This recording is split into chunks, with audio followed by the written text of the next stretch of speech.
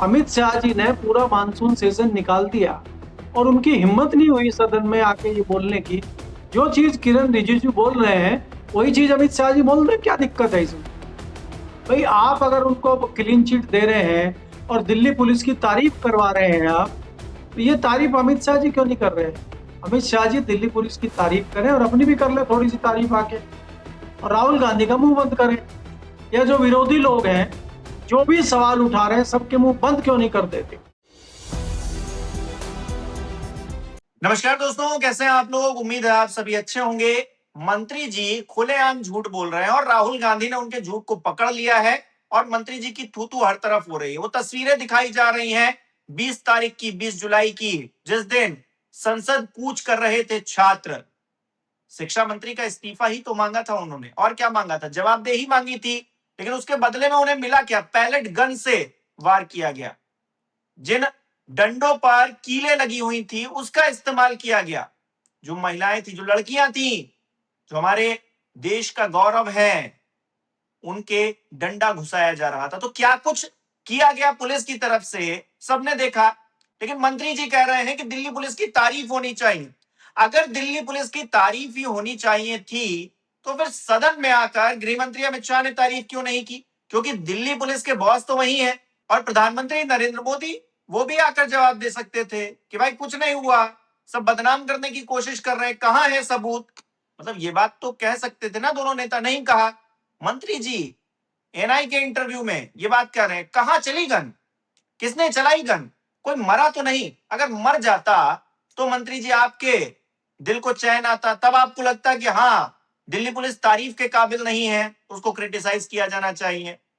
इसको लेकर बात करेंगे। केपी मलिक जी विश्व पत्रकार हमारे साथ जुड़े। सर बहुत बहुत स्वागत है आपका। बहुत बहुत धन्यवाद हिमांशु जी, आपका भी, हमारे दर्शकों का भी बहुत बहुत धन्यवाद, आभार। आप 2 दिन से गायब थे, सर कहीं लग रहा है ससुराल पहुंच गए थे। ये तीज बीज पे तो नहीं आमंत्रित कर दिया था आपको? जी। नहीं सर, मैं यहीं पे हूँ और स्वस्थ हूँ, और देर आए दुरुस्त आए वाली बात है। लेकिन मंत्री जी दुरुस्त नहीं आ पा रहे हैं। मोदी सरकार में जो है, किरण रिजिजू जी कह रहे हैं कि कोई गन नहीं चली, कुछ नहीं हुआ, कोई मरा क्या। मतलब मर जाता कोई छात्र, अगर कुछ ऐसा एक्सीडेंट हो जाता तभी ये सरकार मानती, तभी सीरियस होती। ये तो कह रहे हैं दिल्ली पुलिस की तारीफ करनी चाहिए। सर आपको लगता है दिल्ली पुलिस ने तारीफ करने वाला कोई काम किया है? जो बच्चियां थी उनके डंडे घुसेड़ रहे थे, जो निहत्थे बच्चे थे उन पर लाठियां बर्बरता से भांज रहे थे, क्या ये तारीफ करने लायक है? और अगर दिल्ली पुलिस ने कुछ नहीं किया तो अमित शाह जी को संसद में आके बोलना चाहिए था। ये एनआई का इंटरव्यू चल रहा है और किरण रिजिजू ये बात कर रहे हैं कि कहां क्या हुआ। एंकर पूछ रहा है कि भाई गन तो चली ना, तो कह रहे कहां चली। गन चली ही नहीं सर इन लोगों के अकॉर्डिंग। देखिए हिमांशु जी, इसमें 2-3 बातें हैं। अगर आप दिल्ली पुलिस की तारीफ करने की बात करते हैं तो दिल्ली पुलिस की तारीफ बाद में करनी चाहिए। पहले दिल्ली पुलिस के जो बॉस है उनकी तारीफ करनी चाहिए। तो करो उनकी तारीफ, कौन कौन रोक रहा है? करो, उनकी तो करनी है तारीफ। दूसरी बात यह है, ये मंत्री जी निजी तौर पे बहुत ही अच्छे व्यक्ति हैं, सज्जन पुरुष हैं, लेकिन ये चक्रव्यूह में फंसे हुए हैं। इनकी मजबूरी है सदन में भी बोलना, क्योंकि ये संसदीय कार्य मंत्री भी हैं। तो इनको जो है ठान लेके आगे खड़े होना पड़ रहा है, और इनको भी पता है कि ये कुछ नहीं उखाड़ पाएंगे, कुछ नहीं कर पाएंगे, कोई सेफ्टी नहीं कर पाएंगे, लेकिन ये धूल में लठ मार रहे हैं। कुछ होना नहीं है। अगर इतनी बड़ी बात है कि गोली नहीं चली, कोई कहीं कुछ नहीं हुआ, तो भाई ये रिपोर्टें कहाँ से आ रही हैं? वो घायल बच्चे कहाँ से हॉस्पिटल पहुंच गए? वो पोस्टमार्टम की रिपोर्ट क्या, उसकी सॉरी, हॉस्पिटल की रिपोर्ट क्या बता रही है जिसमें बैलेट गन लगे हुए हैं? तो वो क्या सब चीजें झूठी हैं? डॉक्टरों की रिपोर्ट झूठी है? और अगर झूठी है तो अभी तक एक्शन क्यों नहीं हुआ?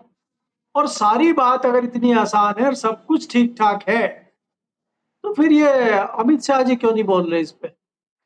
अमित शाह जी ने पूरा मानसून सेशन निकाल दिया और उनकी हिम्मत नहीं हुई सदन में आके ये बोलने की। जो चीज किरण रिजिजू बोल रहे हैं वही चीज अमित शाह जी बोल रहे हैं। क्या दिक्कत है इसमें? भाई आप अगर उनको क्लीन चिट दे रहे हैं और दिल्ली पुलिस की तारीफ करवा रहे हैं आप, तो ये तारीफ अमित शाह जी क्यों नहीं कर रहे हैं? अमित शाह जी दिल्ली पुलिस की तारीफ करें और अपनी भी कर ले थोड़ी सी तारीफ आके, और राहुल गांधी का मुंह बंद करें।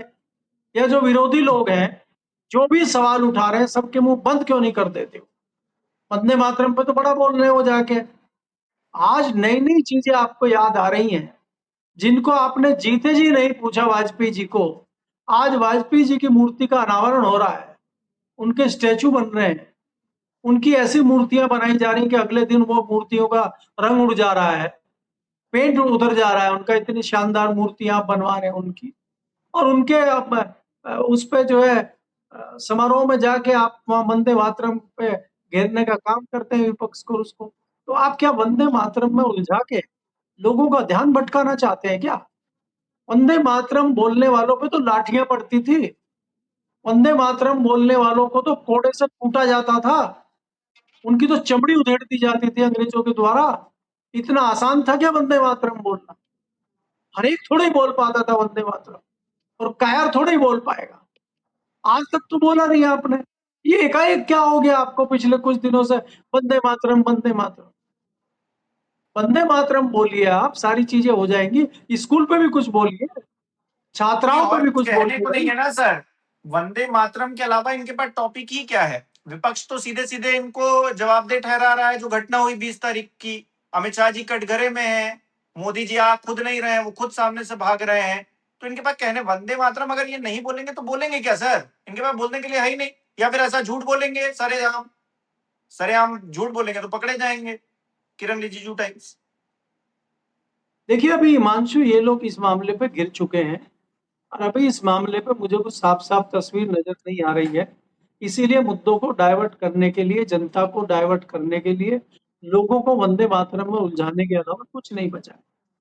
और मैं तो कांग्रेस को भी कहता हूँ, तमाम सियासी दल वंदे मातरम में उलझे हुए हैं। क्या जो महत्वपूर्ण सवाल है वो गौण हो गए हैं?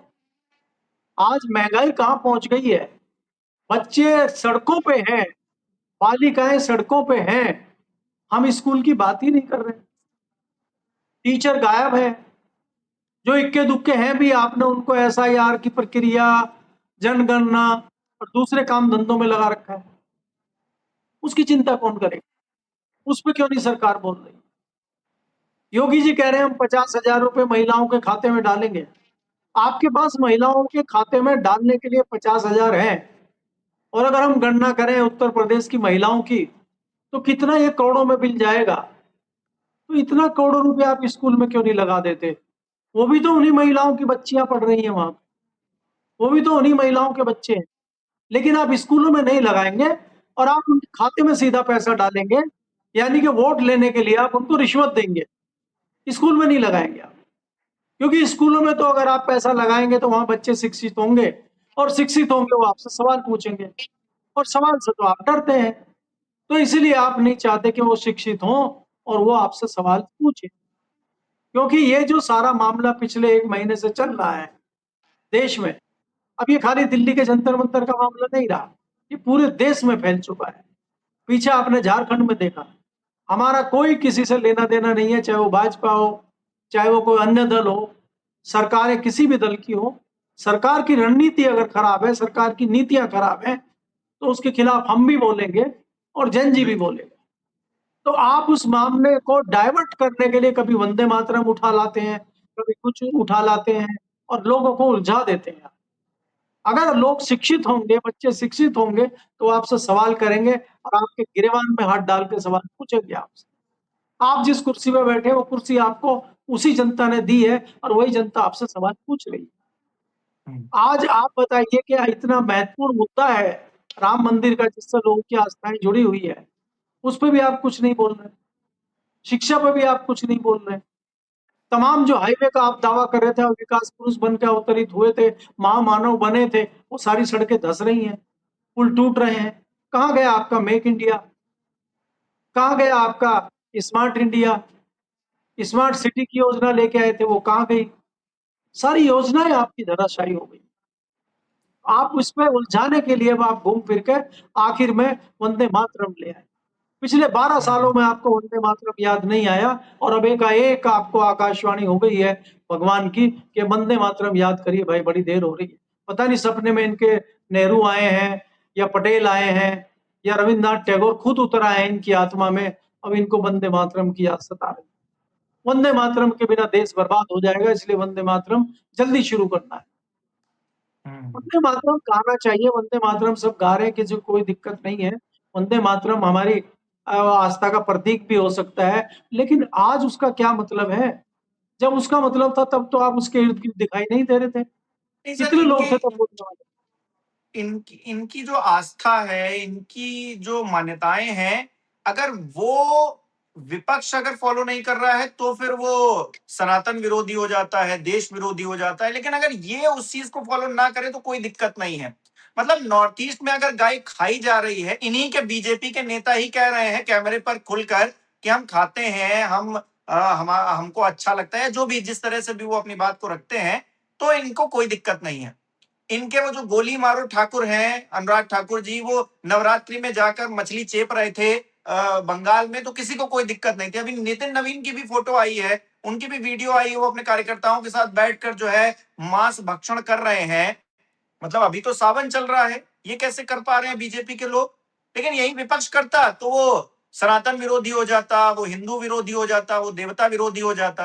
लेकिन चंपत राय जी कोई विरोधी नहीं है, चंपत राय जी निष्कलंक हैं, उनके रहते हुए चोरी हो गई है। मतलब सर हंसी आती है, मतलब इस पे हंसा ही जा सकता है। मंत्री झूठ बोल रहे हैं, गृह मंत्री और प्रधानमंत्री संसद नहीं आना चाहते हैं, इनके जो धर्म के जो सब ठेकेदार हैं वो कहीं ना कहीं चोर साबित हो रहे हैं, लेकिन उनको भी निष्कलंक बता देते हैं। तो मतलब हंसी आ रही है इन सब चीजों को, इन परिस्थितियों को देखकर। देखिए हिमांशु, अगर आप देखें जिस प्रकार से हमारी संस्थाएं हैं, चाहे वो सुप्रीम कोर्ट हो, चाहे वो चुनाव आयोग हो, चाहे वो ईडी सीबीआई हो, कुछ भी हो, आजकल संस्थाओं के ऊपर भी बहुत सारे क्वेश्चन मार्क लग रहे हैं। ये तो बड़ी संस्था है। अब छोटी मोटी एसआईटी आप बना के, इस क्या एसआईटी का कोई मतलब है? आप ही मुंसिफ हैं, आप ही डकैत हैं, आप ही दरोगा हैं, आप ही थाना है, आप ही कचहरी हैं, आप ही जज हैं, आप ही फैसला दे रहे हैं, आप ही चोर हैं। क्या रिजल्ट आएगा? सुप्रीम कोर्ट कह रहा है कि आप अपनी रिपोर्ट जो है पेश कीजिए और दूध का दूध पानी का पानी कीजिए। और ये दूध का दूध पानी का पानी बाबा ने जो एसआईटी बनाई थी कर दिया, और चंपत राय भी बरी और अनिल मिश्रा भी बरी। तो भाई ये डकैती कौन कर रहा था फिर? हम लोग तो इसको चढ़ावा चंदा चोरी बोल रहे थे, और आप ही के नपेंद्र मिश्रा जी कह रहे थे नहीं नहीं चोरी नहीं है, डकैती है। तो ये इतनी बड़ी डकैती हो रही थी, हर चीज में नाम चंपत राय का आ रहा था, हर चीज में नाम अनिल मिश्रा का आ रहा था। जब वही बाइज्जत बरी हो गए तो फिर सजा किसको देंगे? सजा क्या भगवान राम को देंगे क्या? कहीं ऐसा तो नहीं उन्होंने अपने घर में चोरी कर ली हो? क्योंकि चंपत राय तो कर नहीं सकते, वो भी अवतार है, अब तो उनको भी अवतार में गिनना पड़ेगा। तो ये जो देश के हो साथ आप सकता है मजाक कर रहे हैं। प्रभु श्री राम बाल अवतार में है वहां पर, तो हो सकता है मक्खन खाने के लिए, माखन खाने के लिए, हो सकता है भगवान ने ही चोरी कर ली हो। कल को ये कहें अगर ये लोग, तो हैरानी नहीं होगी। सर आपने बहुत अच्छी बात कही है। नहीं, मैं ये कह रहा हूं कि भगवान की आस्था के नाम पे आप लोगों को किस प्रकार से मूर्ख बना रहे हो, और खुद एक भी बात भगवान की नहीं मान रहे हो, एक भी अपने जीवन में नहीं उतार रहे हो। आपने मार्केटिंग कर रखी है भगवान की, भगवान के नाम पे आप वोटों की लूट कर रहे हो, भगवान के नाम पे आप पैसे की लूट कर रहे हो, भगवान के नाम पे आप चढ़ावे की लूट कर रहे हो। तो आप भगवान के नाम पे हर चीज की लूट कर रहे हो, और जब बाद में लूट की बात आती है किसने करी, वो तब भी आप बच जाते हो। तो उसका आरोप किस पे लगा है? वो भी भगवान को ले आओ आप बीच में, और क्या करेंगे आप? क्योंकि आपने जिस प्रकार से कलंक लगाया है लोगों की आस्था पे, और जिस प्रकार से आपने धर्म को और बाकी चीजों को बदनाम करने का काम किया है, ये दुर्भाग्य है देश का।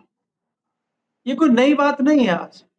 रामायण में भी आप अगर वो कांड देखेंगे, जब सीता जी का अपहरण होता है, तो रावण भी भगवा में धारण करके आता है। साधु आपने रूप में। क्या इसी तरह से आप जो है दानव हैं आप, और वो उसमें साधु के वेश में आ रहे हैं क्या? लोगों को मतलब ठगने का काम आप इसी प्रकार से कर रहे हैं क्या? कि राम राम जपना पराया माल अपना, वो वाला साकार कर रहे हैं क्या दोहाया? तो ये जो चीजें हो रही हैं, ये चीजें अब देखो जनता समझ चुकी है, मैं आपको ये कह रहा हूँ। और जनता समझ चुकी है, और जनता ने रिजल्ट भी दे दिया बहुत पहले।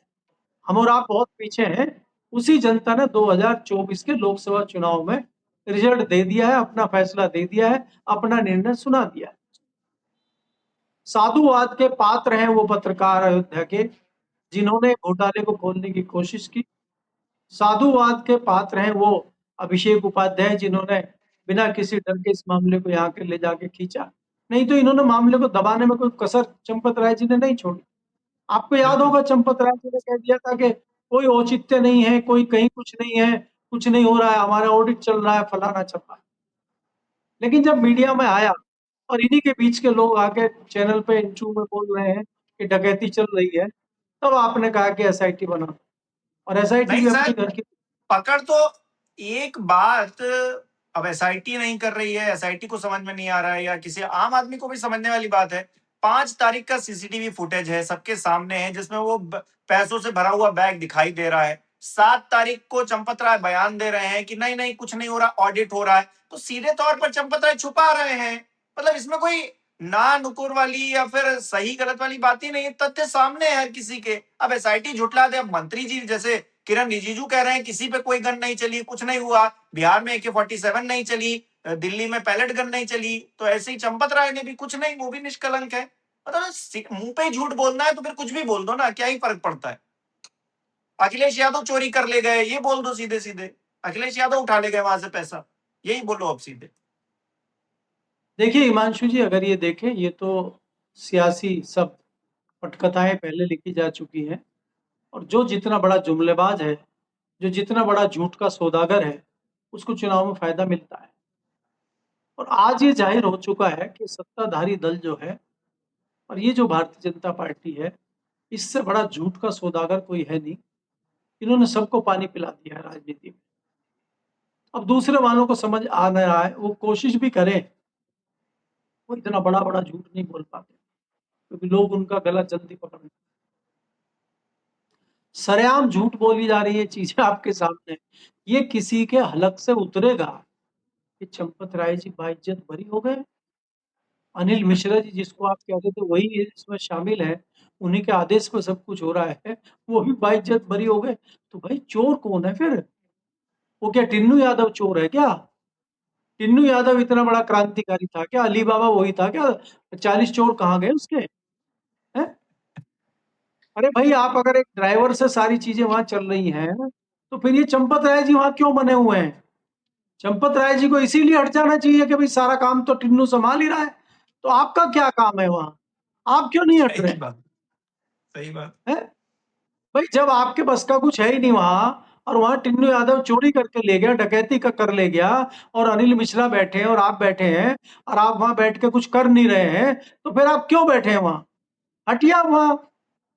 वहां किसी रिटायर्ड व्यक्ति को बिठाइए, किसी जज को बिठाइए, किसी मिलिट्री के किसी मजबूत आदमी को बिठाइए, जो लाठी गोली चलाना जानता हो, चोरी हो तो लाठी लेके पेल दे सबको, ऐसे किसी व्यक्ति को बिठाइए। और हम तो कह रहे हैं सबसे बढ़िया नपेंद्र मिश्रा जी को क्यों नहीं बिठा देते? वो तो, उनको तो मालूम भी है डकैती हुई थी।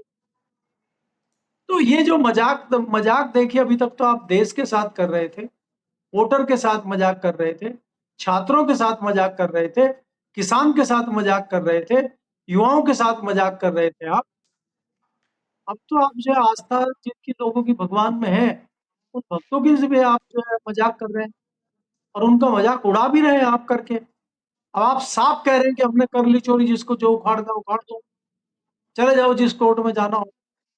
तो आप तो सीधे सीधे चुनौती दे रहे हैं। तो क्या करें?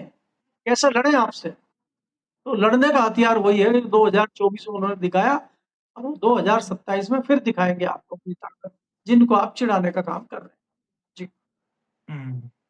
सर, बचपन से हमें बताया गया है कि कलयुग जो है वो बड़ा विकट है।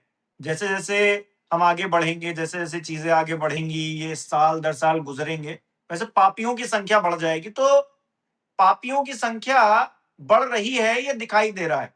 और उन पापियों को जो फॉलो कर रहे हैं वो उससे भी बड़ा पाप कर रहे हैं, ये नजर आने लगा है। मतलब मैं अगर इस नजरिए से देखूं, धर्म के नजरिए से देखूं, सनातन की अगर बात करते हुए देखूं, तो ये नजर आता है मुझे। गलत तो नहीं हूं सर मैं? क्योंकि झूठ नहीं बोलना देखिए पाप है, ये हमको हिमांशु, सिखाया गया है। खुलेआम झूठ बोला जा रहा है, तो फिर क्या करेंगे उसका? नहीं हिमांशु, देखिए ये तो अब इस तरीके से इसको आप ले सकते हैं ऐसा नहीं है कि पृथ्वी पे पापी नहीं थे, राक्षस नहीं थे। चाहे हमारा जो धर्म ग्रंथ है, चाहे वो रामायण हो, चाहे उसके बाद महाभारत हो, तमाम में चीजें आती हैं सामने के राक्षस थे। वो राक्षस कोई वो सींग वाले राक्षस नहीं थे, ऐसे ही राक्षस थे जैसे आज है। जो जो अनैतिक कार्य करते थे, झूठ बोलते थे, गलत कार्य करते थे, उन्हीं को राक्षसों की श्रेणी में रखा गया है। और वो 10%, 5% उस तरह के लोग होते थे, 90% लोग अच्छे होते थे। आज भी इनकी संख्या कोई बहुत ज्यादा नहीं है, मैं आपको बताऊं। आज भी मुश्किल से ये 10-20%, 30%, 40% तक बहुत ज्यादा हो गए, पहुंच गए हो। आज भी अच्छे लोगों की तादाद बहुत ज्यादा है, बस वो रिएक्ट नहीं करते, बोलते नहीं, दिखाते नहीं है। और उनका इस तरह के जो जो व्यक्ति नंग है, जो राक्षस है, वो घूम रहा है नंगा, बोल रहा है। पार्लियामेंट में 1000 सांसद हैं, बोलने वाले 2-3 ही हैं। वो निर्वस्त्र कर देते हैं दूसरे को। कई लोग कह रहे हैं कि आजादी 2014 में मिली है, तो क्या वहां ऐसे सांसद, विद्वान सांसद नहीं है जो बताएं कि नहीं, 1947 में हमें आजादी मिली थी? ये नहीं पता क्या? तो बोलने वाले बोल रहे हैं ना फिर भी। तो ये जो कहावत थी जो रामायण में चौपाई है, कि वो सिया राम कह गए कि भाई ऐसा कलयुग आएगा, हंस चुगेगा दाना दुनका और कौवा मोती खाएगा। तो कौवे मोती खा रहे हैं और हंस दाने को भी तरस रहा है। आज विद्वान व्यक्ति को आप जो है देशद्रोही, अब नया वर्ड हमारे प्रधानमंत्री जी ने दिया ना, कितनी सोचने वाली बात है कि उन्होंने दिया है कि ये दिमागी नक्सल हैं। अगर कोई विद्वान व्यक्ति, कोई पढ़ा लिखा व्यक्ति सरकार की नीतियों पर सवाल उठाता है, तो वो दिमागी नक्सल है। और जो आपका साथ दे रहा है झूठ में, जो डकैती में आपके साथ है, वो बहुत अच्छा निश्चल निष्कलंक व्यक्ति है। तो फिर तो कलयुग आ चुका है, आएगा कब? यही तो कलयुग है। अगर देश और सर, का हंसी जो आती आज है की, ऐसी सिचुएशन देखकर। एक और खबर का मैं जिक्र करूंगा बीच में टोकते हुए आपको। एक एक व्यक्ति है जिसकी गाड़ी से एक गाय का एक्सीडेंट हो जाता है और गाय जो है वो मतलब मर जाती है। उसके बाद जो समर्थक हैं गाय के, जो कथित गौ रक्षक हैं, वो गाड़ी भी तोड़ते हैं, उस डॉक्टर को भी तोड़ते हैं जो उस गाड़ी में बैठा था, और जो है मामला कहा जाता है देखिए सारे गाय के रक्षक हैं। लेकिन यही लखनऊ में भी 4PM ने भी कई ऐसे रिपोर्ट्स दिखाई हैं, और तमाम जगह से और जगह से आती भी हैं भाजपा शासित राज्यों से, जहाँ गाय के कंकाल मिले हैं, गायों की हालत दुर्दशा है वहां पर। उसको लेकर कोई कुछ नहीं बोलता। तो दोहरी नीति, दोहरा चरित्र सत्ता का क्या होता है हम सब तो देख ही रहे हैं ना। मतलब उस चीज में मैं ऐड ऑन कर रहा हूँ कि कैसे ये लोग दिखाते कुछ हैं और हैं कुछ। वो जो कालनेमी बता रहे थे ना योगी जी, वो असल में कौन है ये समझ में आ रहा है। हिमांशु जी देखिए, ये मैं आपको अपनी उम्र के तजुर्बे से बता रहा हूँ। अभी तो आपको बहुत सारी चीजें आगे चल के देखनी है। जी। हमें भी ऐसे सिद्धांत दिए गए थे, ऐसे ही घर वालों ने, हमारे अध्यापकों ने, हमारे गुरुजनों ने हमें भी इस तरह की शिक्षाएं दी थी।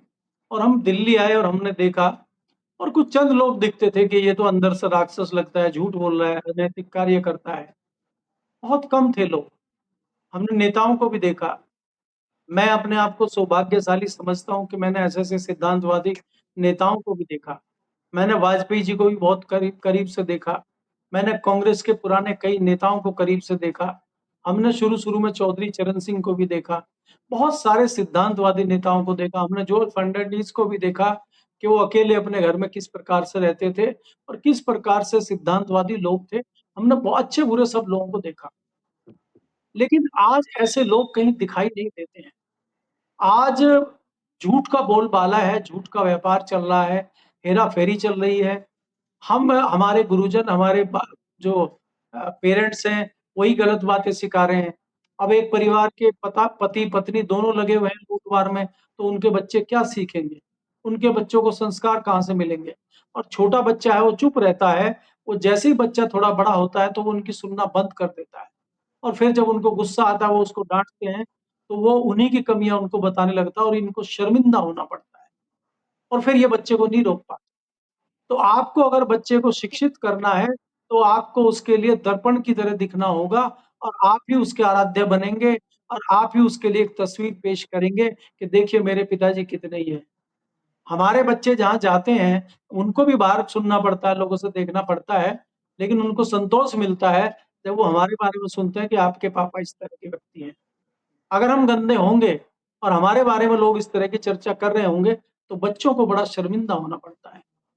तो आप अपने बच्चों को कहाँ ले जा रहे हैं, क्या बना रहे हैं, ये हमें डिसाइड करना होगा। तो ये जो लोग हैं, ये समझते नहीं है कि आने वाला समय किस प्रकार का होगा, आने वाली राजनीति किस प्रकार की होगी। क्या आप देख सकते हैं कि आने वाले 10 सालों में भारतीय जनता पार्टी का भविष्य क्या होगा? क्या आप देख सकते हैं जो नेता इस तरह का अनैतिक कार्य कर रहे हैं, मैं किसी पर पर्सनल टिप्पणी नहीं कर रहा हूँ, क्या वो अपने गिरेबान में झाँक के देख सकते हैं? आप अगर इस प्रकार से झूठ बोल रहे हैं और ये और बड़ी बात है कि पहले तो चीज़ें ये होती थी, कोई खबर आई, वो अखबार में छपी और अखबार बंद हो गया, रद्दी में चला गया या रिकॉर्ड में चला गया और आसानी से दिखता नहीं था। आज की डेट में तो आपके सारे क्रियाकलाप इंटरनेट पे उपलब्ध हैं, एक क्लिक के दूर हैं वो, पुरानी चीज़ें निकल आएँगी। आपने देखा अभी एक भारतीय जनता पार्टी के अपने आप को बहुत प्रखर प्रवक्ता बताते थे, उनकी पुरानी जो है 5-6 साल पुरानी वीडियो निकल आई और वो रोते हुए दिखाई दे रहे हैं। आपने अभी देखा कि अखिलेश यादव ने कहा कि एक चवन्नी थी और वो रुपया बन गई, तो वो उनका बयान आ गया, जयंत चौधरी का भी और बाकी वीडियो फुटेज और किसी ने फ़ोटो निकाल लिया जो है मुलायम सिंह यादव का, जब वो चरणों में बैठे हुए चौधरी चरण सिंह के। तो आज इंटरनेट का ज़माना है, ये चीज़ें छुपेंगी नहीं। तो व्यक्ति को कुछ भी बोलने से पहले, कुछ भी आचरण करने से पहले अपने गिरेबान में झाँकना चाहिए और ये सोचना चाहिए कि जो मैं आज कह रहा हूँ, कल यही चीज़ मेरे सामने आएगी, तो मैं क्या जवाब दूँगा? जी। बिल्कुल। बहुत बहुत शुक्रिया सर बातचीत करने के लिए तमाम मुद्दों पर। हमारे दर्शक किस तरह से देख रहे हैं इन चीजों को कि खुलेआम झूठ बोला जा रहा है। मतलब जो चीजें हुई हैं आप उनको तो नहीं झुठला सकते, उस पर सफाई दी जा सकती है कि हाँ चलिए ये सिचुएशन थी, वो सिचुएशन थी, इसलिए ऐसा हुआ। AK-47 क्यों निकल आई, हालांकि इस मतलब क्या ही जवाब देंगे इसका। अगर जवाब देना होता तो गृह मंत्री जी सदन में आते ना, वो कहते कि हाँ ऐसा हुआ ही नहीं है, कहाँ है तथ्य, तो राहुल गांधी तथ्य लेकर पहुंचते सामने। तो वो तो हिम्मत थी नहीं कि जवाब सवाल हो उस पर, इसीलिए तो सब शांत हो गए। और यहाँ मंत्री जी बैठकर एएनआई के इंटरव्यू में कह रहे हैं कि हाँ भाई कोई गोली नहीं चली, कोई घायल नहीं हुआ, कोई मरा तो नहीं, इसलिए दिल्ली पुलिस की तारीफ करनी चाहिए। आपको लगता है दिल्ली पुलिस की तारीफ करनी चाहिए? और चंपत राय को जिस तरह से क्लीन चिट दी जा रही है, क्या वो उसके हकदार है भी? अपनी राय कमेंट बॉक्स में जरूर बताइएगा। इस वीडियो को लाइक करना, शेयर करना मत भूलिएगा। हमारे चैनल को सब्सक्राइब नहीं किया है तो वो भी जरूर कीजिएगा। बहुत बहुत शुक्रिया।